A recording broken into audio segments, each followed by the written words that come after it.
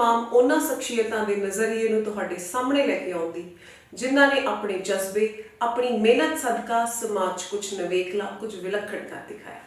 सत श्री अकाल, मैं गगनजोत कौर खोसा हार्दिक स्वागत कर रही हाँ द पीपल देख रहे सारे ही श्रोतियां दा। उम्मीद है तुसी ठीक ठाक होवोगे। बड़ियां ही सच्चियां ते सोहणियां सतरां ने कि ਜਿਹੜੇ ਗਲੀਆਂ 'ਚ रुड़ के जवान ਹੁੰਦੇ ਨੇ ਅਸੀਂ ਦਾਅਵੇ ਨਾਲ ਕਹਿੰਦੇ ਆ ਉਹ ਮਹਾਨ ਹੁੰਦੇ ਨੇ। ਪਰਸਪੈਕਟਿਵਸ ਦੇ ਇਸ ਐਪੀਸੋਡ ਦੇ ਵਿੱਚ ਜਿਸ ਮਹਾਨ ਸ਼ਖਸੀਅਤ ਦੇ ਨਾਲ ਅਸੀਂ ਤੁਹਾਡੀ ਮੁਲਾਕਾਤ ਕਰਵਾਉਣ ਜਾ ਰਹੇ ਹਾਂ, ਇਹਨਾਂ ਦਾ ਜਨਮ 1937 ਦੇ ਵਿੱਚ ਪੰਜਾਬ ਦੇ ਜ਼ਿਲ੍ਹਾ ਸੰਗਰੂਰ ਦੇ ਪਿੰਡ ਭੜੀ ਮਾਨਸਾ ਵਿੱਚ ਸਰਦਾਰ ਜੀਵਨ ਸਿੰਘ ਹੁਰਾਂ ਜੀ ਦੇ ਘਰ ਮਾਤਾ ਹਰਨਾਮ ਕੌਰ ਜੀ ਦੀ ਕੁੱਖੋਂ ਹੁੰਦਾ ਹੈ। 3 ਭੈਣ ਭਰਾਵਾਂ ਤੋਂ ਬਾਅਦ ਇਹ ਪਰਿਵਾਰ ਦੇ ਚੌਥੇ ਤੇ ਸਭ ਤੋਂ ਛੋਟੇ ਸਦੱਸਿਆ ਬਣਦੇ ਨੇ। ਨਾਮ ਰੱਖਿਆ ਜਾਂਦਾ ਹੈ ਹਰਪਾਲ ਸਿੰਘ। ਉਹ ਸਮਾਂ ਜਦ ਸਮੁੱਚਾ ਭਾਰਤ ਗੁਲਾਮੀ ਦੀਆਂ ਜੰਜ਼ੀਰਾਂ ਦੀ ਪੀੜ ਹੰਢਾਰਿਆ ਹੁੰਦਾ ਹੈ ਤਾਂ ਇਸ ਬਾਲ ਮਨ ਦੇ ਵਿੱਚ ਇੱਕ ਵਲਵਲਾ ਉੱਠਦਾ ਹੈ ਸਮਾਜ ਦੇ ਲਈ ਕੁਝ ਕਰ ਗੁਜ਼ਰਨ ਦਾ। ਆਮ ਤੌਰ ਤੇ ਉਹਨਾਂ ਦਿਨਾਂ ਵਿੱਚ ਪਿੰਡਾਂ 'ਚ ਸਕੂਲ ਨਾ ਹੋਣ ਕਾਰਨ ਰੋਜ਼ਾਨਾ ਤਕਰੀਬਨ 7 ਮੀਲ ਦਾ ਫਾਸਲਾ ਤੈਅ ਕਰਕੇ ਇਹ ਪਿੰਡ ਮੀਮਸਾ ਤੋਂ ਆਪਣੀ ਮੁੱਢਲੀ ਸਿੱਖਿਆ ਹਾਸਲ ਕਰਦੇ ਨੇ ਤੇ ਉਚੇਰੀ ਸਿੱਖਿਆ ਦੇ ਲਈ ਪੰਜਾਬ ਯੂਨੀਵਰਸਿਟੀ ਚੰਡੀਗੜ੍ਹ ਦੇ ਅਧੀਨ ਪਹਿਲਾਂ ਗਿਆਨੀ, ਫਿਰ ਫੈਕਲਟੀ ਆਫ ਆਰਟਸ, फिर language teaching certificate, masters in arts in history, MA history, MA Punjabi ते BEd ਦੀ ਪੜ੍ਹਾਈ ਮੁਕੰਮਲ ਕਰਨ ਤੋਂ ਬਾਅਦ ਤਕਰੀਬਨ 30 ਸਾਲਾਂ ਦੇ ਲਈ ਪੰਜਾਬੀ ਵਿਸ਼ੇ ਵਿੱਚ ਬਤੌਰ ਸਰਕਾਰੀ ਅਧਿਆਪਕ ਆਪਣੀ ਸੇਵਾ ਨਿਭਾਉਂਦੇ ਨੇ। ਬਚਪਨ ਦੇ ਵਿੱਚ ਜਿਹੜੀ ਚਿਨਕ ਲੱਗੀ ਸੀ ਉਹ ਸੁਲਗ ਕੇ 1982 ਦੇ ਵਿੱਚ ਉਦੋਂ ਆਪਣਾ ਵਾਸਤਵ ਰੂਪ ਲੈਂਦੀ ਹੈ ਜਦੋਂ ਪ੍ਰਤੀਯੋਗੀ ਪ੍ਰੀਖਿਆ यानी कि कॉम्पिटिटिव एग्जाम्स की तैयारी करते लोड़वंद विद्यार्थियों के लिए सरदार Harpal Singh ji हुरी modern science academy नाम की संस्था खोलते हैं। अपनी अनथक मेहनत, परिवार वालों पूरा सहयोग ते समाज प्रति जो प्रेम भावना है सब दे सदका परमात्मा की इन्नी सवली बख्शिश होंदी है कि अज 2020 दे विच सरदार Harpal Singh ji हुरी modern secular public school दियां 7 शाखावां ते तकरीबन 1 दर्जन ਵੱਖੋ ਵੱਖਰੇ ਕਾਲਜਾਂ ਦੇ ਵਿੱਚ ਬਤੌਰ ਚੇਅਰਮੈਨ ਪ੍ਰਧਾਨਗੀ ਦੀ ਸੇਵਾ ਨਿਭਾ ਰਹੇ ਹਨ ਤੇ ਇਹਨਾਂ ਸੰਸਥਾਵਾਂ ਦੇ ਨਾਲ ਤਕਰੀਬਨ 20,000 ਵਿਦਿਆਰਥੀ ਤੇ 1,000 ਅਧਿਆਪਕ ਜੁੜੇ ਹੋਏ ਹਨ। ਸੋ ਅੱਜ ਅਸੀਂ ਤੁਹਾਡੀ ਮੁਲਾਕਾਤ ਕਰਾਵਾਂਗੇ Modern and Vidyasagar Group of Institutions ਦੇ ਚੇਅਰਮੈਨ ਸਰਦਾਰ ਹਰਪਾਲ ਸਿੰਘ ਜੀ ਹੋਰਾਂ ਦੇ ਨਾਲ। ਸਤਿ ਸ਼੍ਰੀ ਅਕਾਲ ਸਰ। ਸਤਿ ਸ਼੍ਰੀ ਅਕਾਲ। द पीपल प्रोग्राम ਦੇ ਵਿੱਚ ਪਹੁੰਚਣ ਤੇ ਤੁਹਾਡਾ ਹਾਰਦਿਕ ਸਵਾਗਤ ਤੇ ਬਹੁਤ ਧੰਨਵਾਦ ਜੋ ਤੁਸੀਂ ਇੰਨੀ ਮਸ਼ਰੂਫੀਅਤ ਤੋਂ ਬਾਅਦ ਵੀ ਸਾਡੇ ਲਈ ਟਾਈਮ ਕੱਢਿਆ। ਤੁਹਾਡਾ ਵੀ ਤੁਹਾਡੀ ਟੀਮ ਦਾ ਵੀ ਬਹੁਤ ਧੰਨਵਾਦ ਮੈਨੂੰ ਬੁਲਾਉਣ ਤੇ। ਕੀ ਹਾਲ ਚਾਲ ਨੇ? ਬਹੁਤ ਅੱਛਾ ਸਰ, ਗੁਲਾਮ ਭਾਰਤ ਦਾ ਉਹ ਦੌਰ ਜਦੋਂ ਚਾਰੇ ਪਾਸੇ ਆਪੋ ਤਾਪੀ ਪਈ ਹੋਈ ਸੀ, ਅੰਨ ਪਾਣੀ ਲਈ ਹਾਹਾਕਾਰ ਮੱਚੀ ਹੋਈ ਸੀ, ਇੱਜ਼ਤਾਂ ਤੱਕ ਮਹਿਫੂਜ਼ ਨਹੀਂ। ਉਸ ਸਮੇਂ ਦੇ ਵਿੱਚ ਇੱਕ ਨਿਆਣੀ ਜੀ ਮਤ ਸੁਪਨਾ ਦੇਖਦੀ ਹੈ, ਸੰਘਰਸ਼ ਨੂੰ ਜੜਾਂ ਲੱਗਦੀਆਂ ਨੇ ਤੇ ਅੱਜ 2020 ਤਕਰੀਬਨ 8 ਦਹਾਕਿਆਂ ਬਾਅਦ ਜਦੋਂ ਸਰਦਾਰ ਹਰਪਾਲ ਸਿੰਘ ਜੀ ਹੁਰਾਂ ਦੇ ਪੋਤਰੇ ਇਹ ਗੱਲ ਕਹਿੰਦੇ ਨੇ ਕਿ ਜਿਹੜੇ ਸੁਪਨੇ ਦੀਆਂ ਨੀਆਂ ਦਾ ਸਫ਼ਰ ਸਾਡੇ ਦਾਦਾ ਜੀ ਨੇ ਆਪਣੀਆਂ ਚੱਪਲੀਆਂ ਦੇ ਨਾਲ ਸ਼ੁਰੂ ਕੀਤਾ ਸੀਗਾ, ਉਸੇ ਦੀ ਬਦੌਲਤ ਅੱਜ ਅਸੀਂ ਹਵਾਈ ਜਹਾਜ਼ਾਂ ਦੀਆਂ ਉਡਾਰੀਆਂ ਭਰ ਰਹੇ ਹਾਂ। ਧਰਤੀ ਤੇ ਨਿੱਕੀਆਂ ਪੈੜਾਂ ਤੋਂ ਸ਼ੁਰੂਆਤ ਕਰਕੇ ਅਸਮਾਨ ਛੂ ਲੈਣੀ ਕਿਵੇਂ ਦਾ ਮਹਿਸੂਸ ਹੋ ਰਿਹਾ? ਤੁਹਾਡਾ ਧੰਨਵਾਦ ਜੀ। ਤੁਸੀਂ ਮੇਰੀ ਜਾਣ ਪਛਾਣ ਕਰਵਾਈ ਔਰ ਇਹ ਵੀ ਦੱਸਿਆ ਸਫ਼ਰ ਕਿੰਨਾ ਉੱਚਾ ਕਰਿਆ। ਪਰ ਮੈਂ ਇਹ ਗੱਲ ਕਹਿਣਾ ਚਾਹੁੰਦਾ ਹਾਂ ਕਿ ਸ਼ਖਸੀਅਤਾਂ 2 ਪ੍ਰਕਾਰ ਦੀਆਂ ਹੁੰਦੀਆਂ ਨੇ ਜੀ। ਇੱਕ ਤਾਂ ਉੱਚਾ ਚੜ੍ਹ ਕੇ ਵੀ ਉਹ ਨਿੱਜੀ ਸਵਾਰਥਾਂ ਵਾਸਤੇ ਜਿਉਂਦਾ ਹੈ ਜੀ। ਦੂਜੇ ਸਮਾਜ ਵਾਸਤੇ ਕੁਝ ਕਰ ਜਾਂਦੇ ਨੇ। ਬਿਲਕੁਲ। ਤੇ ਮੇਰਾ ਜਿਹੜਾ ਸੁਪਨਾ ਸੀ ਉਹ ਇਹੀ ਸੀ ਕਿ ਮੈਂ ਆਪ ਵੀ ਤਰੱਕੀ ਕਰਾਂ ਜੀ, ਆਪ ਵੀ ਕੁਛ ਕਰਾਂ ਤੇ ਉਸ ਦੇ ਨਾਲ ਮੈਂ ਸਮਾਜ ਦਾ ਵੀ ਕੁਛ ਸੰਵਾਰ ਕੇ ਜਾਵਾਂ। ਬਿਲਕੁਲ। ਤੇ ਮੈਂ ਜੋ ਕੁਛ ਕੀਤਾ ਉਸ ਦੇ ਉੱਤੇ ਮੈਨੂੰ ਸੰਤੁਸ਼ਟੀ ਹੈ। ਮੈਂ ਕੀ ਕੀਤਾ ਉਹ ਮੈਂ ਕੀਤਾ, ਇੱਕ ਤਾਂ ਐਜੂਕੇਟ ਕਰਿਆ ਲੋਕਾਂ ਨੂੰ ਜੀ, ਤੇ ਦੂਸਰੇ ਮੈਂ ਇੱਕ ਸੋਚ ਛੱਡ ਕੇ ਗਿਆ ਸੈਕੂਲਰਿਜ਼ਮ ਦੀ। ਬਿਲਕੁਲ। ਜੋ ਇਸ ਵੇਲੇ ਬਹੁਤ ਜ਼ਰੂਰੀ ਹੈ ਜੀ। ਉਹ ਸੋਚ ਦੇ ਆਧਾਰ ਤੇ ਮੈਂ ਸਕੂਲ ਬਣਾਏ। ਉਹ ਸੋਚ ਦੇ ਨਾਲ ਹੀ ਮੈਂ ਇੱਕ ਐਸਾ ਵਾਤਾਵਰਨ ਸਿਰਜਿਆ ਜਿਹਦੇ ਨਾਲ ਇੱਥੇ ਸਮਾਜ ਵਿੱਚ ਸ਼ਾਂਤੀ ਵੀ ਹੋ ਸਕਦੀ ਹੈ। ਬਿਲਕੁਲ। ਔਰ ਤੇ ਲੋਕਾਂ ਦਾ ਕਲਿਆਣ ਵੀ ਹੋ ਸਕਦਾ ਹੈ ਜੀ। ਤੇ ਉਸ ਦੀ ਪੂਰਤੀ ਲਈ ਮੈਂ ਇੱਕ ਦੂਸਰਾ ਸੀ ਮੇਰਾ ਕਿ ਮੈਂ ਕੁਝ ਕਰਾਂ ਲੋਕਾਂ ਨੂੰ ਰੁਜ਼ਗਾਰ ਦਿਵਾਉਣ ਵਾਸਤੇ। ਬਿਲਕੁਲ। ਇਹ ਦੋਵੇਂ ਸੁਪਨੇ ਮੇਰੇ ਸਾਕਾਰ ਹੋ ਗਏ ਨੇ ਜੀ। ਤੇ ਉਸ ਦੀ ਜਿਹੜੀ ਸ਼ਾਦੀ ਹੈ ਜੀ। ਉਹ ਸਮਾਜ ਵੀ ਭਰ ਰਹੀ ਹੈ। ਬਿਲਕੁਲ ਬਿਲਕੁਲ। ਪਹਿਲਾਂ ਤਾਂ ਇਹ ਦੇਖਿਆ ਮੈਂ ਕੁਝ ਬੱਚੇ 10 ਜਮਾਤਾਂ ਪੜ੍ਹ ਕੇ 12 ਜਮਾਤਾਂ ਪੜ੍ਹ ਕੇ ਵਿਹਲੇ ਕਰਦੇ ਨੇ ਜੀ। ਉਹਨਾਂ ਕੋਲ ਕੋਈ ਰੁਜ਼ਗਾਰ ਦਾ ਸਾਧਨ ਨਹੀਂ। ਬਿਲਕੁਲ। ਉਹਨਾਂ ਦੇ ਵਾਸਤੇ ਮੈਂ ਸਾਧਨ ਮੁਹੱਈਆ ਕਰਵਾਏ ਜੀ। ਤੇ ਉਸ ਰਾਹੀਂ ਸੈਂਕੜੇ 10ਵੀਂ ਪਾਸ ਬੱਚਿਆਂ ਨੂੰ ਇੰਜੀਨੀਅਰਿੰਗ ਦੇ ਕੋਰਸ ਕਰਵਾਏ।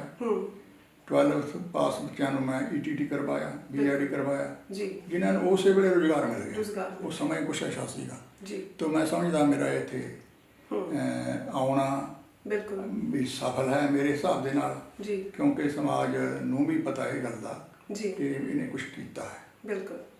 ਸਰ ਜੇਕਰ ਅਸੀਂ ਪੁਰਾਣੇ ਬਜ਼ੁਰਗਾਂ ਦੀਆਂ ਗੱਲਾਂ ਸੁਣੀਏ ਤਾਂ ਉਹ ਕਹਿੰਦੇ ਨੇ ਕਿ ਪਹਿਲਾਂ ਜਿਹੜਾ ਸਮਾਂ ਸੀ ਉਹਦੇ ਵਿੱਚ ਜਿਹੜੀ ਸਿੱਖਿਆ ਦੇ ਵਿੱਚ ਜਿਹੜੀਆਂ ਨੌਕਰੀਆਂ ਸੀ ਜਾਂ ਅਧਿਆਪਕ ਪੇਸ਼ਾ ਜਿਹੜਾ ਸੀਗਾ ਇਹਨੂੰ ਕੋਈ ਬਹੁਤੀ ਸਹੂਲਤਾਂ ਨਹੀਂ ਸੀ ਮਿਲਦੀ। ਇੱਥੋਂ ਤੱਕ ਕਿ ਜਦੋਂ ਲੋਕ ਆਪਦੇ ਰਿਸ਼ਤੇ ਜੋੜਨ ਜਾਂਦੇ ਸੀਗੇ ਤਾਂ ਉਹ ਇਹ ਵੇਖਦੇ ਸੀਗੇ ਕਿ ਮੁੰਡਾ ਕਿਤੇ ਮਾਸਟਰ ਨਾ ਲੱਗਾ ਹੋਵੇ, ਹਨਾ। ਤਾਂ ਤੁਸੀਂ ਬਤੌਰ ਇੱਕ ਸਰਕਾਰੀ ਅਧਿਆਪਕ 30 ਸਾਲ ਸੇਵਾ ਨਿਭਾ ਚੁੱਕੇ ਸੀਗੇ ਇਸ ਖੇਤਰ ਦੇ ਵਿੱਚ। ਉਸ ਤੋਂ ਬਾਅਦ ਵੀ ਤੁਸੀਂ ਜਿਹੜੀ ਆਪਣੀ ਅਗਲੀ ਜ਼ਿੰਦਗੀ ਸੀਗੀ ਉਹ ਵੀ ਸਿੱਖਿਆ ਦੇ ਨਾਮ ਹੀ ਕੀਤੀ। ਤੁਸੀਂ ਐਜੂਕੇਸ਼ਨ ਸੈਕਟਰ ਦੇ ਵਿੱਚ ਹੀ ਆਪਣਾ ਕੰਟਰੀਬਿਊਸ਼ਨ ਪਾਇਆ। ਕਿ ਇਹਦੀ ਕੋਈ ਖਾਸ ਵਜ੍ਹਾ ਸੀਗੀ ਕਿ ਤੁਸੀਂ ਸਿੱਖਿਆ ਵਿੱਚ ਹੀ ਆਏ? ਵਜ੍ਹਾ ਇਹ ਸੀ ਕਿ ਸਿੱਖਿਆ ਹੀ ਇੱਕ ਐਸਾ ਸਾਧਨ ਹੈ ਜੀ ਜਿਹੜਾ ਸਮਾਜ ਨੂੰ ਅੱਗੇ ਲਿਜਾ ਸਕਦਾ। ਬਿਲਕੁਲ, ਬੇਸ਼ੱਕ ਜੀ। ਹੋਰ ਕਿੱਤੇ ਹੈਗੇ ਉਹ ਨਿੱਜੀ ਕਿੱਤੇ ਨੇ ਜੀ, ਉਹਨਾਂ ਵਿੱਚ ਬੰਦਾ ਆਪਣੀ ਪਰਸਨੈਲਿਟੀ ਬਣਾ ਸਕਦਾ ਹੈ, ਆਪਣੀ ਜਾਇਦਾਦ ਵੀ ਬਣਾ ਸਕਦਾ ਹੈ, ਸਭ ਕੁਝ ਬਣਾ ਸਕਦਾ ਹੈ, ਮਾਨ ਤਾਨ ਵੀ ਪ੍ਰਾਪਤ ਕਰ ਸਕਦਾ ਹੈ। ਲੇਕਿਨ ਸਿੱਖਿਆ ਦਾ ਖੇਤਰ ਇੱਕ ਐਸਾ ਹੈ ਇਹ ਸਾਧੂ ਸੰਤਾਂ ਵਾਲਾ ਹੈ। ਬਿਲਕੁਲ, ਸਮਾਜਿਕ ਸੁਧਾਰ ਦੇ ਵਿੱਚ ਤੁਸੀਂ ਹਿੱਸਾ ਪਾ ਸਕਦੇ। ਇਸ ਕਰਕੇ ਮੈਂ ਸੋਚਿਆ ਮੇਰੇ ਕੋਲੇ ਹੋਰ ਆਪਸ਼ਨ ਬਹੁਤ ਹੈ ਕਿਉਂਕਿ ਮੈਂ ਪੜ੍ਹਾਈ ਵਿੱਚ ਅੱਛਾ ਸੀ, ਨੰਬਰ ਮੇਰੇ ਅੱਛੇ ਸੀਗੇ, ਹੋਰ ਲੋਕ ਮੇਰੇ ਸਾਥੀ ਜਿਹੜੇ ਸੀਗੇ ਉਹ ਹੋਰ ਡਿਪਾਰਟਮੈਂਟ ਵਿੱਚ ਵੀ ਚਲੇ ਗਏ। ਅੱਛਾ ਜੀ। ਪਰ ਮੈਂ ਸ਼ੁਰੂ ਤੋਂ ਹੀ ਮੈਨੂੰ ਇਹ ਇੱਕ ਲਗਨ ਸੀ, ਮੈਂ ਇਸੇ ਦਾ ਪੱਲਾ ਛੱਡਿਆ ਹੀ ਨਹੀਂ। ਠੀਕ ਹੈ ਜੀ। ਤਾਂ ਫਿਰ ਮੈਂ ਇਸ ਦੇ ਵਿੱਚ ਇਸੇ ਕਰਕੇ ਜੁੜਿਆ ਰਿਹਾ ਔਰ ਮੇਰਾ ਉਹ ਲਕਸ਼ ਜੀ ਉਹ ਕਾਮਯਾਬ ਹੋ ਗਿਆ। ਬਿਲਕੁਲ ਸਰ, ਦੇਖਿਆ ਜਾਵੇ ਤਾਂ ਤਕਰੀਬਨ ਤੁਸੀਂ 65 ਸਾਲ ਜਿਹੜੇ ਹੈਗੇ ਨੇ ਉਹ ਹਨਾ ਸਿੱਖਿਆ ਦੇ ਵਿੱਚ ਜਾਂ ਪੜ੍ਹਾਉਣ ਦੇ ਵਿੱਚ ਪੜ੍ਹਨ ਦੇ ਵਿੱਚ ਬਤੀਤ ਕੀਤੇ ਹਨਾ ਆਪਣੀ ਜ਼ਿੰਦਗੀ ਦੇ। ਬਹੁਤ ਲੰਬਾ ਸਫ਼ਰ ਹੁੰਦਾ ਹੈ।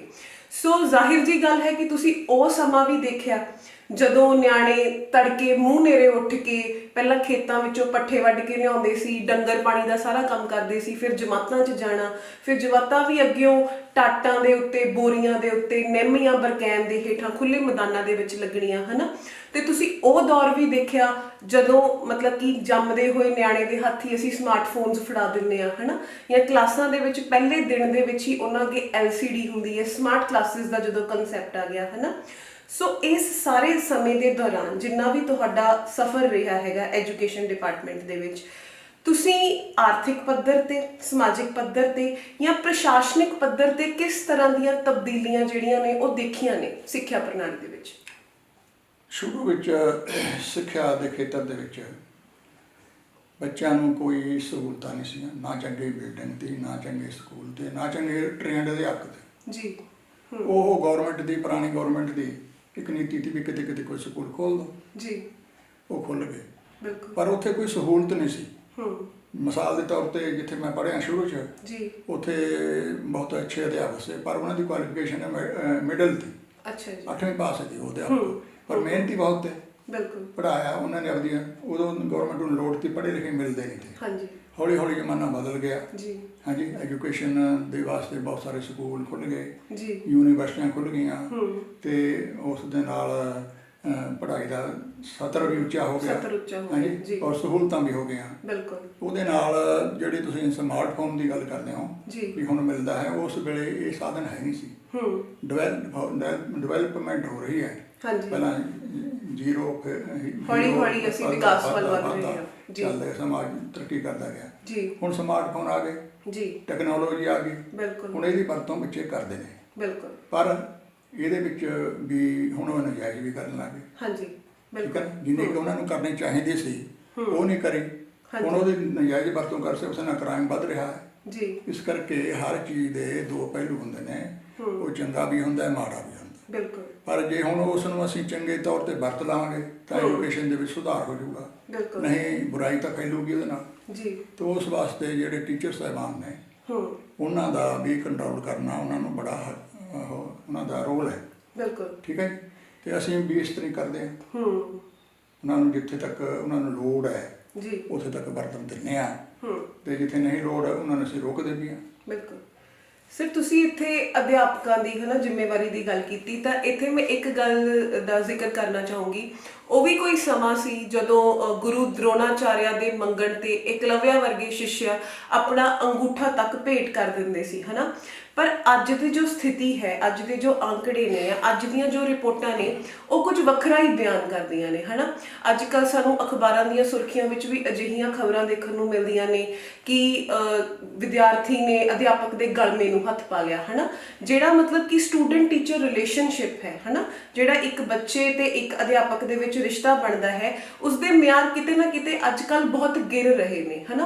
ਤੁਸੀਂ ਇਹਦੇ ਲਈ ਕਿਹਨੂੰ ਕਸੂਰਵਾਰ ਸਮਝਦੇ ਹੋ? ਮਤਲਬ ਇਹ ਵਿਦਿਆਰਥੀਆਂ ਦੀ ਗਲਤੀ ਹੈ, ਕਿਤੇ ਨਾ ਕਿਤੇ ਅਧਿਆਪਕ ਇਸ ਤੇ ਜ਼ਿੰਮੇਵਾਰ ਨੇ, ਜਾਂ ਜਿਹੜੀ ਇੱਕ ਤਕਨੀਕੀ ਕਾਢਾਂ ਨੇ ਆ ਕੇ ਜਗ੍ਹਾ ਮੰਨ ਲਈ ਹੈ, ਉਹ ਕਿਤੇ ਨਾ ਕਿਤੇ ਇਸ ਵਿੱਚ ਰੋਲ ਅਦਾ ਕਰਦੀਆਂ ਨੇ ਕਿ ਅਧਿਆਪਕ ਦੀ ਹੁਣ ਲੋੜ ਹੀ ਨਹੀਂ ਰਹੀ? ਪਹਿਲੇ ਸਮੇਂ ਵਿੱਚ ਗੁਰੂ ਦੀ ਬਹੁਤ ਮਾਨਤਾ ਹੁੰਦੀ। ਬਿਲਕੁਲ। ਗੁਰੂ ਪਿੱਛੇ ਗੁਰੂ ਦੇ ਕਹਿਣੇ ਤੇ ਤੁਸੀਂ ਦੱਸਦੇ ਹੋ ਵੀ ਅੰਗੂਠਾ ਵੀ ਕੱਟ ਕੇ ਦੇ ਦਿੱਤਾ। ਜੀ ਬਿਲਕੁਲ, ਬਹੁਤ ਸਾਰੀਆਂ ਇਦਾਂ ਦੀਆਂ ਉਦਾਹਰਨਾਂ ਸਾਨੂੰ ਮਿਲਦੀਆਂ ਨੇ ਜੀ। ਤੇ ਫਿਰ ਸਮਾਂ ਬਦਲਦਾ ਗਿਆ ਜੀ। ਪਹਿਲਾਂ ਸਮੇਂ ਦੇ ਵਿੱਚ ਜਿਹੜੇ ਮਾਪੇ ਹੁੰਦੇ ਤੇ ਸਾਡੇ ਦੇਖਦੇ ਦੇਖਦੇ ਇਸ ਤਰ੍ਹਾਂ ਸੀ ਵੀ ਬੱਚੇ ਨੂੰ ਤੁਸੀਂ ਪੜ੍ਹਾਉਣਾ ਹੈ, ਉਹਨੂੰ ਕੁੱਟ ਦੋ, ਮਾਰ ਦੋ, ਉਹਨੂੰ ਪੜ੍ਹਾਓ। ਬਿਲਕੁਲ। ਉਹਦੀ ਹੱਡੀ ਸੰਤੋ ਦਾ ਹੱਡੀ ਪਿਸਣ ਚਾਹੀਦੀ ਹੈ, ਬਾਕੀ ਤੁਸੀਂ ਉਹਦਾ ਚਾਹੇ ਮਾਸ ਲਾ ਲਓ, ਕੁਝ ਵੀ ਕਰ ਲਓ, ਕੋਈ ਸ਼ਿਕਾਇਤ ਨਹੀਂ ਕਰਦਾ ਸੀ ਜੀ। ਬਿਲਕੁਲ। ਕੋਈ ਕਿਤੇ ਨਹੀਂ ਜਾਂਦਾ ਸੀ, ਔਰ ਬੱਚੇ ਵੀ ਡਰਦੇ ਤੇ, ਬੱਚੇ ਸਤਿਕਾਰ ਵੀ ਕਰਦੇ ਤੇ। ਐ ਨਹੀਂ ਵੀ ਉਹ ਮਾਸਟਰ ਕੁੱਟੀਆਂ ਦਾ ਸਤਿਕਾਰ ਨਹੀਂ ਕਰਦੇ, ਉਹ ਕੁੱਟਦਾ ਵੀ ਤਾਂ ਦੀ ਉਹਦਾ ਸੁਧਾਰ ਵਾਸਤੇ ਕੁੱਟਦਾ ਸੀ। ਬਿਲਕੁਲ। ਸਮਾਂ ਬਦਲਦਾ ਗਿਆ, ਆਰਥਿਕ ਹਾਲਤ ਲੋਕਾਂ ਦੀ ਵਧੀਆ ਹੁੰਦੀ ਗਈ ਜੀ, ਹੋਰ ਜਾਗਰਤੀ ਆਉਂਦੀ ਗਈ। ਬਿਲਕੁਲ। ਤੇ ਫਿਰ ਹੁਣ ਕੀ ਹੋਇਆ, ਸਮਾਜ ਦੇ ਵਿੱਚ ਲੋਕ ਇਹ ਸਮਝਣ ਲੱਗ ਗਏ, ਵਿਦਿਆਰਥੀ ਵੀ ਇਹ ਸਮਝਣ ਲੱਗ ਗਏ ਵੀ ਅਧਿਆਪਕ ਤਾਂ ਤਨਖਾਹ ਲੈਂਦਾ, ਇਹਦਾ ਕੀ ਵਿਸ਼ੇਸ਼ ਰੋਲ ਹੈ? ਹੋਰ ਲੋਕ ਵੀ ਤਨਖਾਹ ਲੈਂਦੇ ਨੇ, ਇਹ ਵੀ ਲੈਂਦਾ, ਅਸੀਂ ਫੀਸਾਂ ਦਿੰਦੇ ਹਾਂ ਜੀ। ਬੱਚੇ ਇਹ ਕਹਿੰਦੇ ਨੇ ਅਸੀਂ ਫੀਸਾਂ ਦਿੰਦੇ ਹਾਂ, ਤੁਸੀਂ ਕੌਣ ਕਿਵੇਂ ਮਾਰ ਸਕਦੇ ਹੋ ਜੀ? ਉਹ ਥਾਣੇ ਵੀ ਚਲੇ ਜਾਂਦੇ ਨੇ, ਕਚਹਿਰੀ ਵੀ ਚਲੇ ਜਾਂਦੇ ਨੇ। ਇਹ ਸਮੇਂ ਦੇ ਨਾਲ ਆਰਥਿਕਤਾ ਵਧਣ ਦੇ ਨਾਲ ਤੇ ਹੋਰ ਚੁਗਿਰਦੇ ਦਾ ਗਿਆਨ ਵਧਣ ਦੇ ਨਾਲ ਇਹ ਲੋਕਾਂ ਦੇ ਦਿਮਾਗ ਵਿੱਚ ਆ ਗਿਆ ਜੀ। ਠੀਕ ਹੈ ਜੀ।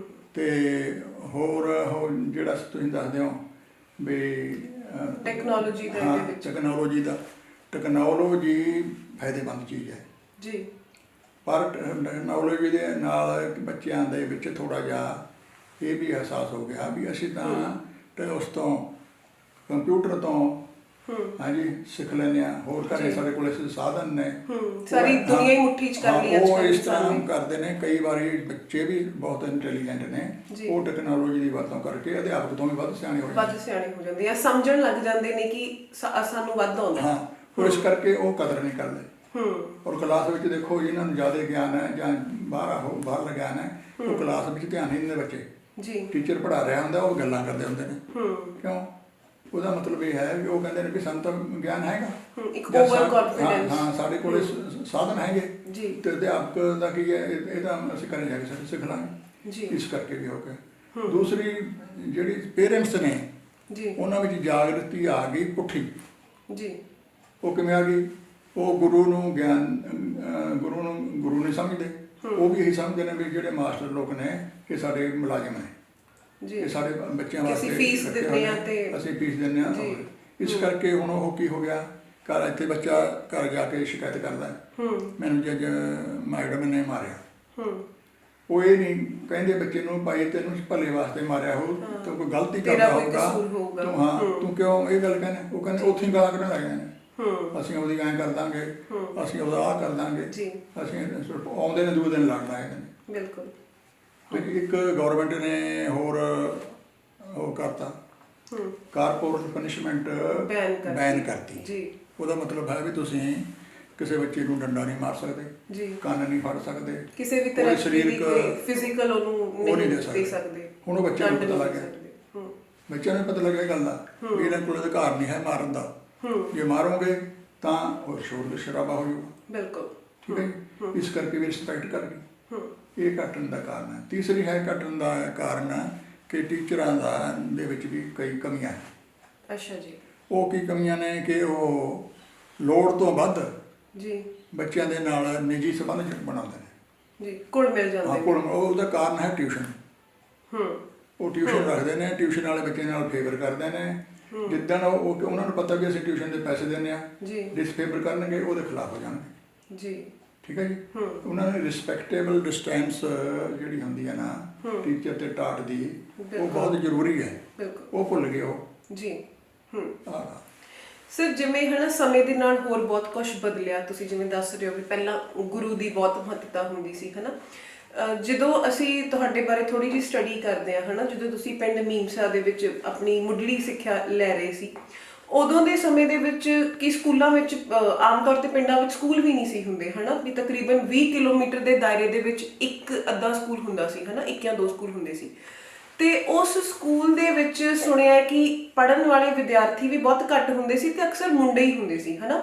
ਸੋ ਤੁਹਾਡੇ ਜਿਹੜੇ ਤੁਸੀਂ ਸੰਸਥਾਵਾਂ ਖੋਲੀਆਂ ਨੇ, ਹੈ ਨਾ, modern and Vidya Sagar Group of institutions, ਉਹਦੇ ਵਿੱਚ ਕੁਝ ਕੁ ਇੰਸਟੀਟਿਊਸ਼ਨਸ ਜਿਹੜੇ ਨੇ ਉਹ ਫॉर ਗਰਲਸ ਜਾਂ ਫॉर ਔਮਨ ਨੇ, ਹੈ ਨਾ। ਕੀ ਇਹ ਕੋਈ ਖਾਸ ਵਜ੍ਹਾ ਸੀਗੀ ਕਿ ਤੁਸੀਂ ਲੜਕੀਆਂ ਦੇ ਲਈ ਇਹ ਮਤਲਬ ਕਿ ਖਾਸ ਤੌਰ ਤੇ ਉਪਰਾਲਾ ਕੀਤਾ ਕਿ ਉਹਨਾਂ ਨੂੰ ਅੱਗੇ ਲੈ ਕੇ ਆਉਣਾ ਹੈ, ਜਾਂ ਬਚਪਨ ਦੇ ਨਾਲ ਕੁਝ ਇਦਾਂ ਦਾ ਜੁੜਿਆ ਤੁਹਾਡੇ ਜ਼ਿਹਨ ਦੇ ਵਿੱਚ ਹੈ? ਇਹਦਾ ਕਾਰਨ ਇਹ ਹੈ ਕਿ ਇੱਕ ਤਾਂ ਸਮਾਜ ਵਿੱਚ ਲੜਕੀਆਂ ਦਾ ਕੋਈ ਸਥਾਨ ਨਹੀਂ। ਐਜੂਕੇਸ਼ਨ ਇੰਸਟੀਚਿਊਟ ਵਿੱਚ ਵੀ ਉਹਨਾਂ ਨੂੰ ਕੋਈ ਖਾਸ ਦਾ ਮਹੱਤਤਾ ਨਹੀਂ ਦਿੱਤੀ ਜਾਂਦੀ ਸੀ। ਹਾਂਜੀ, ਇਹ ਤੁਸੀਂ ਪੁਰਾਣੀ ਗੱਲ ਕਰ ਰਹੇ ਹੋ। ਉਹਦੇ ਵਿੱਚ ਕੀ ਸੀ, ਬੱਚੇ ਲੜਕੇ ਲੜਕੀਆਂ ਇਕੱਠੇ ਪੜ੍ਹਦੇ ਸੀ, ਕੋ ਐਜੂਕੇਸ਼ਨ ਜੀ। ਤੇ ਮਾਪੇ ਪੜ੍ਹਾ ਕੇ ਰਾਜੀ ਨਹੀਂ ਤੇ। ਅੱਛਾ ਜੀ। ਉਸ ਵੇਲੇ ਜਿਹਦੇ ਨਾਲ ਕੋਈ ਖਰਾਬੀ ਹੋ ਗਈ, ਇੱਕ ਸ਼ਾਇਦ ਦੇਸ਼ ਦੀ ਉਦੋਂ ਸਥਿਤੀ ਵੀ ਥੋੜੇ ਹਾਲਾਤ ਵੀ ਉਸ ਤਰ੍ਹਾਂ ਦੇ ਤੇ ਇਸ ਕਰਕੇ ਇਹ ਮੈਂ ਮਹਿਸੂਸ ਕੀਤਾ ਵੀ ਲੜਕੀਆਂ ਨੂੰ ਵੀ ਪੜ੍ਹਨਾ ਚਾਹੀਦਾ ਹੈ ਜੀ। ਉਹਨਾਂ ਨੂੰ ਸੁਤੰਤਰ, ਉਹਨਾਂ ਵਾਸਤੇ ਕੋਈ ਇੰਸਟੀਚਿਊਟ ਚਾਹੀਦੇ ਨੇ ਜਿੱਥੇ ਉਹ ਬਿਨਾਂ ਝਿਜਕ, ਬਿਨਾਂ ਡਰ ਜੀ, ਲੜਕਿਆਂ ਦੇ ਦਬਾਅ ਤੋਂ ਬਿਨਾਂ ਉਹ ਪੜ੍ਹ ਸਕਣ ਜੀ। ਇਸ ਕਰਕੇ ਅਸੀਂ ਉਰੇ ਡਿਗਰੀ ਕਾਲਜ ਹੈ ਆਪਣੇ ਧੂਰੀ 'ਚ ਜੀ, ਉਹ ਖੋਲ੍ਹਿਆ। ਹੋਰ ਆਲੇ ਦੁਆਲੇ ਜਿਹੜੇ ਸੀਗੇ ਕਾਲਜ ਕੋ ਐਜੂਕੇਸ਼ਨ ਸੀ। ਅੱਛਾ ਜੀ। ਉੱਥੇ ਰੋਜ਼ ਲੜਕੇ ਦੰਗੇ ਕਰਦੇ ਤੇ ਜੀ, ਬਦਮਾਸ਼ੀਆਂ ਕਰਨ ਲੱਗ ਗਏ, ਕੁੜੀਆਂ ਨੂੰ ਦੇਖ ਕੇ ਹੋਰ ਵੀ ਵਿਗੜ ਗਏ। ਬਿਲਕੁਲ ਹਾਂਜੀ। ਉਹ ਪੜ੍ਹ ਨਹੀਂ ਸਕਦੇ ਹਨ, ਵਿਚਾਲੇ ਉਹ ਹਟ ਕੇ ਚਲੇ ਜਾਂਦੀਆਂ ਸੀ। ਹਾਂਜੀ। ਤੇ ਮੈਂ ਫਿਰ ਸੋਚਿਆ ਵੀ ਆਪਾਂ ਨੇ ਇੰਸਟੀਚਿਊਟ ਤਾਂ ਉਰੇ ਖੋਲ੍ਹਣਾ ਹੀ ਹੈ ਜੀ, ਆਪਾਂ ਲੜਕੀਆਂ ਵਾਸਤੇ ਡਿਗਰੀ ਕਾਲਜ ਖੋਲ੍ਹ ਦੋ, ਕਿਉਂ ਨਹੀਂ ਖੋਲ੍ਹਦੇ। ਬਿਲਕੁਲ। ਉਹ ਅਸੀਂ ਸਪੈਸ਼ਲ ਕਾਲਜ ਬਣਾਇਆ ਉਹਨਾਂ ਵਾਸਤੇ। ਅੱਛਾ ਜੀ। ਸਪੈਸ਼ਲੀ ਉਹਨਾਂ ਵਾਸਤੇ। ਕਿਸ ਸੰਨ ਦੇ ਵਿੱਚ ਤੁਸੀਂ ਇਹ ਉਪਰਾਲਾ ਕੀਤਾ ਸੀ? ਹੋ ਗਏ ਹੋਣਗੇ 6 ਸਾਲ ਹੋ ਗਏ। 6 ਸਾਲ 6-7 ਸਾਲ ਜੀ। ਤੇ ਕੋਈ ਇਲਾਕੇ ਦੇ ਵਿੱਚ ਕੋਈ ਸੁਧਾਰ, ਜਿਵੇਂ ਜਿਹੜੀ ਦਾਖਲੇ ਦੀ ਦਰ ਸੀ, ਹੈ ਨਾ, ਜਿਹੜੀ ਐਡਮਿਸ਼ਨ ਹੋਈ, ਉਹਦੇ ਵਿੱਚ ਕੋਈ ਵਾਧਾ ਹੋਇਆ ਜਾਂ ਕੁੜੀਆਂ ਦੀ, ਕਿਉਂਕਿ ਜਿਹੜੇ ਇਲਾਕੇ ਤੋਂ ਤੁਸੀਂ ਸੰਬੰਧਿਤ ਹੋ, ਹੈ ਨਾ, ਸੰਗਰੂਰ ਜ਼ਿਲ੍ਹਾ, ਉਹਦੇ ਬਾਰੇ ਅਕਸਰ ਕਿਹਾ ਜਾਂਦਾ ਕਿ ਇਹਦਾ ਕੋਈ ਨਹੀਂ ਕਸੂਰ, ਇਹਦਾ ਜ਼ਿਲ੍ਹਾ ਸੰਗਰੂਰ, ਹੈ ਨਾ, ਤੇ ਪੜ੍ਹਾਈ ਦੇ ਉਹਦੇ ਵਿੱਚ ਦਰ ਦੇ ਵਿੱਚ ਵੀ ਕਾਫੀ ਪਿਛੋਕੜ ਇਹਨੂੰ ਦਰਜਾ ਦਿੱਤਾ ਜਾਂਦਾ, ਹੈ ਨਾ। ਸੋ ਕੋਈ ਫਰਕ ਪਿਆ ਇਸ ਚੀਜ਼ ਦੇ ਨਾਲ? ਸ਼ੁਰੂ ਤਾਂ ਜਦੋਂ ਅਸੀਂ ਇੰਸਟੀਚਿਊਟ ਖੋਲ੍ਹੇ ਨੇ ਜੀ, ਇਹ ਤੋਂ ਪਹਿਲਾਂ ਅਸੀਂ ਪ੍ਰਾਈਵੇਟ ਵੀ ਡਿਗਰੀ ਕਾਲਜ ਚਲਾਉਂਦੇ ਰਹੇ ਹਾਂ। ਅੱਛਾ ਜੀ।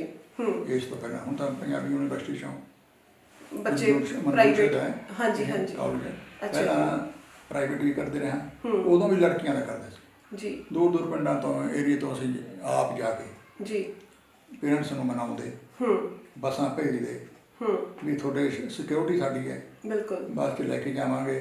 ਹਾਂਜੀ, ਹਰ ਤਰ੍ਹਾਂ ਦੀ ਸਹੂਲਤ ਜਿਹੜੀ ਉਹ ਪ੍ਰਦਾਨ ਕੀਤੀ। ਉਹ ਫਿਰ ਲੋਕਾਂ ਨੂੰ ਇਹ ਕਨਫੀਡੈਂਸ ਹੋ ਗਿਆ ਸਾਡੇ ਤੇ ਵੀ ਹਾਂ ਭਾਈ ਅੱਛੇ ਬੰਦੇ ਨੇ, ਸਾਡੀ ਲੜਕੀਆਂ ਨੂੰ ਪ੍ਰਮੋਟ ਕਰ ਰਹੇ ਨੇ, ਆਪਾਂ ਭੇਜੋ ਜੀ। ਉਦੋਂ ਵੀ ਸਾਡੇ ਕੋਲ ਬਹੁਤ ਲੜਕੀਆਂ ਆਈਆਂ। ਫਿਰ ਜਦੋਂ ਅਸੀਂ ਯੂਨੀਵਰਸਿਟੀ ਤੋਂ ਮਾਨਤਾ ਲੈ ਲਈ, ਉਹ ਲੜਕੀਆਂ ਵੀ ਉੱਧਰ ਆ ਗਈਆਂ ਤੇ ਬਹੁਤ ਸਾਨੂੰ ਹੁੰਗਾਰਾ ਮਿਲਿਆ। ਬਿਲਕੁਲ। ਜਿਹੜੇ ਆਪਣੇ ਕਾਲਜ ਤੇ ਕੋ ਐਜੂਕੇਸ਼ਨ ਸਾਡੇ ਨੇੜੇ ਤੇੜੇ ਜੀ, ਉਹਨਾਂ ਦੇ ਵੀ ਮਾਪੇ ਸਾਡੇ ਕੋਲੇ ਆਪਣੀਆਂ ਲੜਕੀਆਂ ਨੂੰ ਦਾਖਲ ਕਰਾ ਗਏ। ਅੱਛਾ ਜੀ। ਪਰ ਪਿਛਲੇ 1-2 ਸਾਲਾਂ ਤੋਂ ਜੀ ਫਿਰ ਕੰਮ ਵਿਗੜ ਗਿਆ।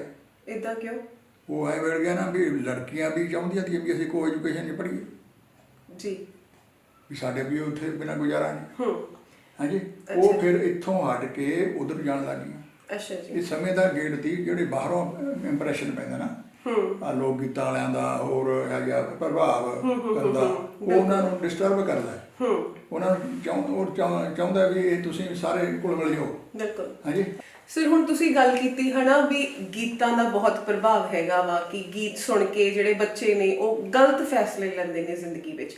ਜੇਕਰ ਅਸੀਂ ਗਾਇਕਾਂ ਜਾਂ ਗੀਤਕਾਰਾਂ ਦੀਆਂ ਜਿਹੜੀਆਂ ਗੱਲਾਂ ਨੇ ਉਹ ਸਾਹਮਣੇ ਲੈ ਕੇ ਆਈਏ ਤਾਂ ਉਹ ਕਹਿੰਦੇ ਨੇ ਕਿ ਸਾਡੀ ਵੀ ਮਜਬੂਰੀ ਆ, ਕਿਉਂਕਿ ਦਰਸ਼ਕ ਸੁਣਦੇ ਹੀ ਆ ਕੁਛ ਨਹੀਂ, ਹਨਾ। ਹੁਣ ਸਿੱਖਿਆ ਜਿਹੜੀ ਹਨਾ ਇਹ ਇੱਕ ਧੁਰਾ ਹੁੰਦੀ ਹੈ ਜਿੱਥੋਂ ਇੱਕ ਵਿਅਕਤੀ ਦਾ ਵਿਕਾਸ ਜਾਂ ਉਸਨੂੰ ਇੱਕ ਆਕਾਰ ਮਿਲਣਾ ਹੁੰਦਾ ਹੈ, ਹਨਾ। ਤੇ ਜੇਕਰ ਅੱਜ ਦੇ ਅਸੀਂ ਬੱਚਿਆਂ ਦੀ ਗੱਲ ਕਰੀਏ ਤਾਂ ਕਿਤੇ ਨਾ ਕਿਤੇ ਇਹ ਵੀ ਗੱਲਾਂ ਬਹੁਤ ਸਾਹਮਣੇ ਆਉਂਦੀਆਂ ਨੇ ਕਿ ਜਿਹੜੇ ਬੱਚੇ ਨੇ ਉਹ ਗੈਰ ਜ਼ਿੰਮੇਵਾਰ ਹੋ ਰਹੇ ਨੇ, ਜਾਂ ਉਹਨਾਂ ਵਿੱਚ ਜਿਹੜੇ ਨੈਤਿਕਤਾ ਦੇ ਗੁਣ ਨੇ ਉਹ ਘਟ ਰਹੇ ਨੇ, ਵੱਡਿਆਂ ਦਾ ਸਨਮਾਨ ਨਹੀਂ ਕਰਦੇ, ਜਾਂ ਉਹਨਾਂ ਦਾ ਧਿਆਨ ਅੱਜ ਕੱਲ੍ਹ ਬਹੁਤ ਭਟਕਦਾ ਹੈਗਾ। ਤੁਸੀਂ ਕਿਉਂਕਿ ਸਕੂਲਾਂ ਦੇ ਵਿੱਚ ਵੀ ਤੁਹਾਡਾ ਬਹੁਤ ਵੱਡਾ ਯੋਗਦਾਨ ਹੈ, ਤਾਂ ਤੁਸੀਂ ਵੀ ਇਸ ਚੀਜ਼ ਨੂੰ ਕਦੇ ਆਬਜ਼ਰਵ ਕੀਤਾ ਨੇੜਿਓਂ? ਹਾਂਜੀ। ਜਿਹੜਾ ਇਹ ਗੀਤ ਨੇ ਜੀ, ਇਹ ਮਤਲਬ ਸੱਭਿਆਚਾਰਕ ਨਹੀਂ ਹੈਗੇ ਜੀ, ਇਹ ਕਾਮ ਭਾਸ਼ਾ ਨਾਲ ਭੜਕਾਉਂਦੇ ਨੇ। ਬਿਲਕੁਲ। ਠੀਕ ਹੈ ਜੀ। ਜੀ। ਹੁਣ ਇਹ ਤਾਂ ਅੱਗ ਤੇ ਘਿਓ ਪਾਉਣ ਵਾਲੀ ਗੱਲ ਹੈ। ਪਰ ਉਹ ਕਹਿੰਦੇ ਨੇ ਕਿ ਜਿਹੜੇ ਸਰੋਤੇ ਨੇ ਉਹ ਚਾਹੁੰਦੇ ਨੇ ਕਿ ਅਸੀਂ ਇਹੋ ਜਿਹੇ ਗੀਤ ਹੀ ਕੱਢੀਏ। ਉਹ ਸਰੋਤੇ ਵੀ ਹੁਣ ਇਹੋ ਜਿਹੇ ਹੋ ਗਏ ਸਮਾਜ ਦੇ ਵਿੱਚ, ਨਸ਼ੇ ਚੱਲ ਪਏ, ਔਰ ਨਸ਼ੇ ਪੀ ਕੇ ਖਾ ਕੇ ਚਾਹੇ ਘਰ ਦੇ ਬੰਦੇ ਨੇ ਚਾਹੇ ਬਾਹਰਲੇ ਬੰਦੇ ਨੇ ਉਹ ਵੀ ਇਹੀ ਕੁਝ ਚਾਹੁੰਦੇ ਨੇ। ਫਿਰ ਉਹ ਕੰਨ ਰਸ ਹੋ ਗਿਆ, ਬੁੜੀਆਂ ਵੀ ਰੋਟੀ ਪਕਾਉਂਦੀਆਂ ਗੀਤ ਗਾਈਆਂ ਦੀਆਂ ਨੇ, ਉਹ ਵੀ ਸਵਾਦ ਲੈਣ ਲੱਗ ਗਈਆਂ। ਉਹ ਹੁਣ ਸਾਰੇ ਕਾਲਾ ਮਾਲਾ ਹੋ ਗਿਆ। ਹੁਣ ਕਿਹਨੂੰ ਕੋਈ ਕਹੂਗਾ? ਹੁਣ ਜੇ ਜਿਵੇਂ ਹੁਣ ਕੱਲ ਪਰਸੋਂ ਇੱਕ ਗਾਇਕ ਦੀ ਮੂਸਾ ਕੋਈ ਹੈਗਾ, ਉਹ ਵੀ ਗਿਆ ਇੱਥੇ, ਉਹਨੇ ਪਤਾ ਨਹੀਂ ਕੀ ਕਹਿਤਾ, ਹੁਣ ਉਹਦੇ ਖਿਲਾਫ ਲੋਕ ਡੀਸੀ ਨੂੰ ਅਰਜ਼ੀਆਂ ਚੱਕੀ ਫਿਰਦੇ ਨੇ, ਸਿੱਧੂ ਕੁਛ ਕਰੀ ਫਿਰਦੇ ਨੇ। ਹੁਣ ਗੱਲ ਇਹ ਹੈ ਵੀ ਇਹ ਕਹਿੰਦੇ ਨੇ ਜਿਹੜੇ ਗਾਇਕ ਨੇ ਵੀ ਅਸੀਂ ਵੀ ਕਮਾਉਣਾ ਹੈ, ਲੋਕ ਸੁਣਦੇ ਨੇ ਤਾਂ ਅਸੀਂ ਸੁਣਾਉਂਦੇ ਹਾਂ। ਹਾਂਜੀ, ਠੀਕ ਹੈ ਜੀ। ਹੁਣ ਮਤਲਬ ਇਹ ਨਹੀਂ ਕਿਸੇ ਨੇ ਖਿਆਲ ਕਰਿਆ ਵੀ ਸੁਣਾਉਣ ਨੂੰ ਤਾਂ ਮਨੋਰੰਜਨ ਹੀ ਕਰਨਾ ਜੀ, ਕੁਛ ਹੋਰ ਸੁਣਾ ਦਿਓ, ਕੋਈ ਸੂਫੀ ਸੌਂਗ ਸੁਣਾ ਦਿਓ, ਕੋਈ ਗੁਰਬਾਣੀ ਦਾ ਸੁਣਾ ਦਿਓ। ਉਹ ਕਹਿੰਦੇ ਨਹੀਂ ਅਸੀਂ ਤਾਂ ਇਹੀ ਸੁਣਨਾ ਇਹੀ ਸੁਣਾਉਣਾ। ਇਹਦਾ ਕਾਰਨ ਇਹ ਹੈ ਕਿ ਲੋਕ ਨਸ਼ਿਆਂ ਦੇ ਲੱਗ ਗਏ, ਨਸ਼ੇ ਖਾ ਕੇ ਉਹਨਾਂ ਦੀ ਮੱਤ ਮਾਰੀ। ਹਾਂਜੀ, ਉਹ ਇਸ ਕਰਕੇ ਇਹ ਹੁਣ ਹੋ ਗਿਆ। ਹੁਣ ਜਿਹੜੀਆਂ ਲੜਕੀਆਂ ਨੇ ਉਹਨਾਂ ਦੇ ਮਨ 'ਚ ਵੀ ਆ ਗਿਆ ਅਸੀਂ ਵੀ ਮਨੋਰੰਜਨ ਕਰਨਾ, ਲੜਕਿਆਂ ਦੇ ਤਾਂ ਹੈਗੇ ਹੀ ਸੀ। ਤੋ ਇਸ ਕਰਕੇ ਹੁਣ ਕੋਈ ਸਟੈਂਡਰਡ ਰਹੀ ਨਹੀਂ ਕਿਸੇ ਦਾ। ਹੁਣ ਇੱਥੋਂ ਤੱਕ ਵੱਧ ਗਿਆ ਕੰਮ, ਇਹੀ ਗੀਤ ਨੇ, ਇਹੀ ਸਭ ਕੁਛ ਹੈ, ਇਹੀ ਸਕੂਲ ਨੇ, ਉਹੀ ਪੜਾਉਣ ਵਾਲੇ ਨੇ, ਉਹੀ ਮਾਪੇ ਨੇ। ਹੁਣ ਬਲਾਤਕਾਰ ਕੁੜੀਆਂ ਦੇ ਮਾਪੇ ਕਰ ਰਹੇ ਨੇ, ਦਰ ਬਹੁਤ ਵੱਧ ਰਿਹਾ, ਨਾਲੇ ਦਿਨੋਂ ਦਿਨ ਵੱਧ ਰਿਹਾ, ਛੋਟੇ ਛੋਟੇ ਬੱਚੇ ਮਹਿਫੂਜ਼ ਨਹੀਂ। ਇਹਦਾ ਹੁਣ ਕੀ ਇਲਾਜ ਹੋਊਗਾ?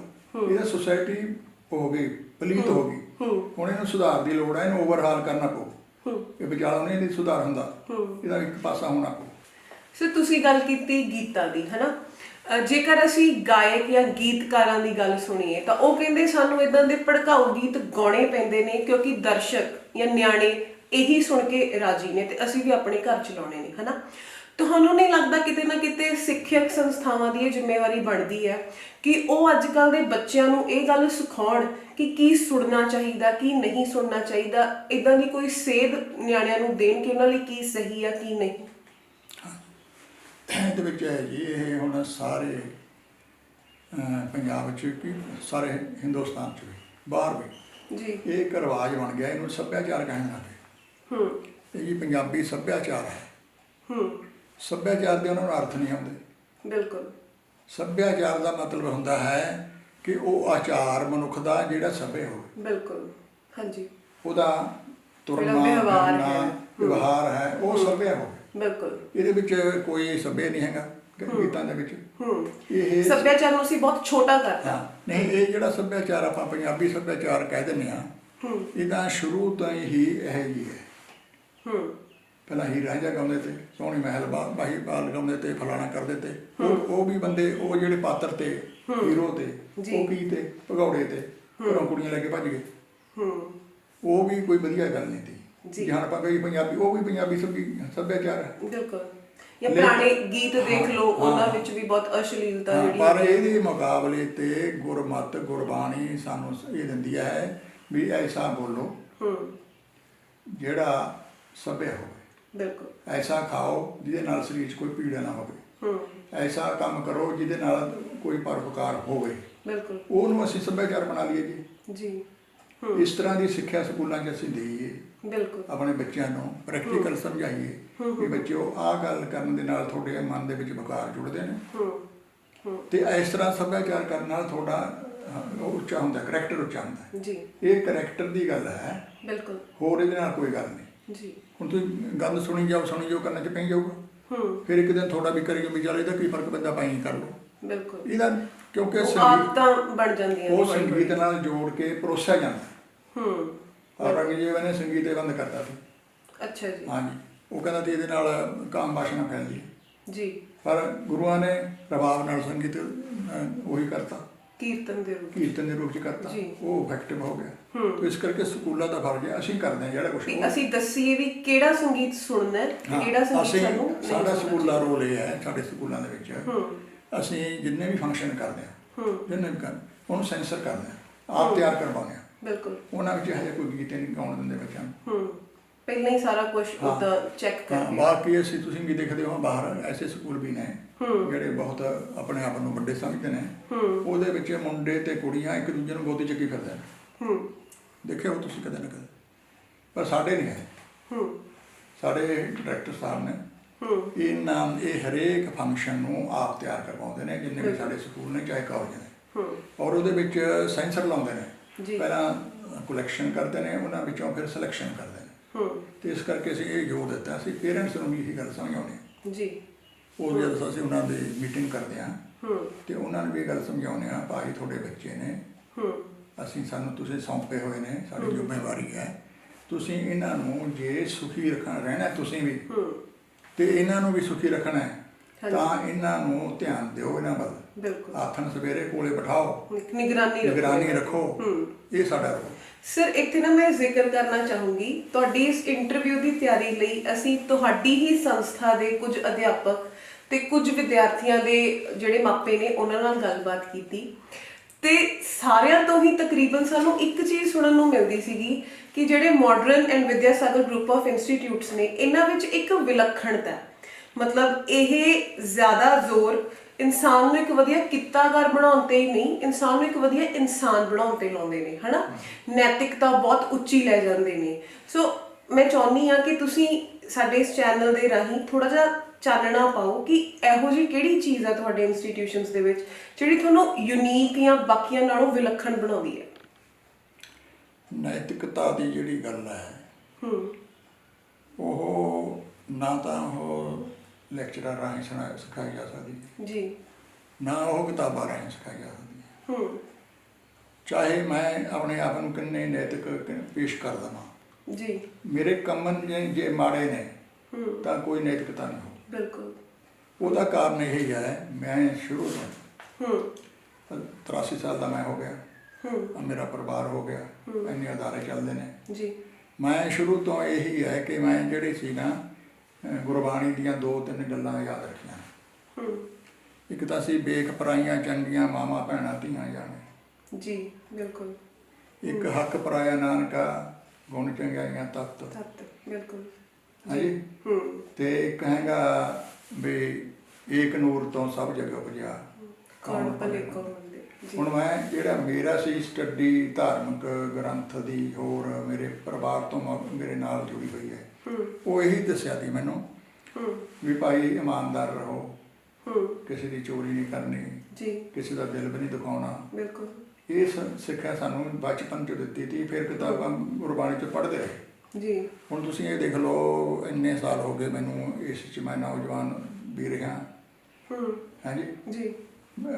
ਸਕੂਲਾਂ 'ਚ ਲੜਕੀਆਂ ਮਾਸਟਰਾਂ ਵੀ ਆਉਂਦੀਆਂ ਰਹੀਆਂ ਨੇ, ਲੜਕੀਆਂ ਨੂੰ ਪੜ੍ਹਾਉਂਦੇ ਵੀ ਰਿਹਾ। ਬਿਲਕੁਲ। ਸਭ ਨੂੰ ਆਪਣੇ ਬੱਚੇ ਸਮਝ ਕੇ, ਬੱਚੀਆਂ ਸਮਝ ਕੇ ਉਹਨਾਂ ਨਾਲ ਵਿਵਹਾਰ ਕਰਦਾ ਰਿਹਾ ਜੀ।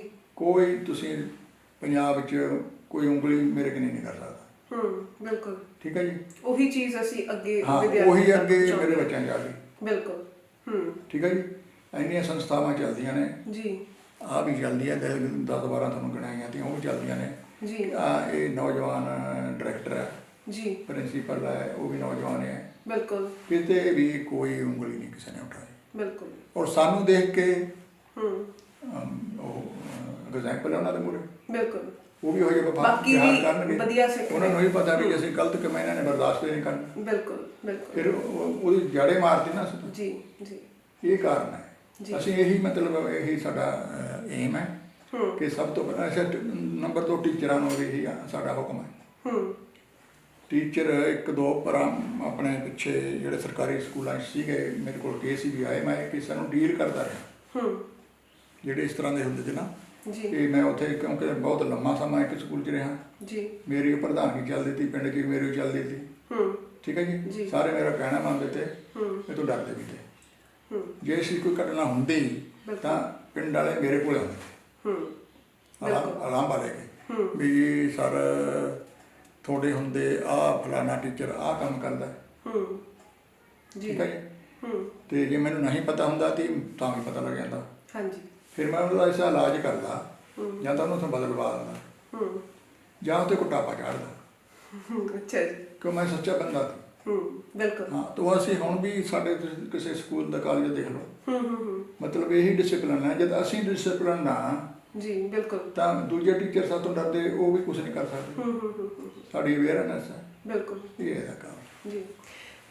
ਸਰ ਅਸੀਂ ਚਾਹੁੰਦੇ ਹਾਂ ਕਿ ਹੁਣ ਤੁਸੀਂ ਜਾਂਦੇ ਜਾਂਦੇ ਸਾਡੇ ਸਰੋਤਿਆਂ ਨੂੰ ਕੋਈ ਸੁਨੇਹਾ ਦੇ ਕੇ ਜਾਓ, ਖਾਸ ਕਰਕੇ ਸਾਡਾ ਜੋ ਵਿਦਿਆਰਥੀ ਵਰਗ ਹੈ ਉਹਨਾਂ ਲਈ ਕੋਈ ਮੈਸੇਜ ਇਹ ਹੈ ਕਿ ਸਕੂਲ ਕਾਲਜ ਬਣਾਏ ਨੇ ਅਸੀਂ ਸਿੱਖਿਅਤ ਕਰਨ ਵਾਸਤੇ ਜੀ।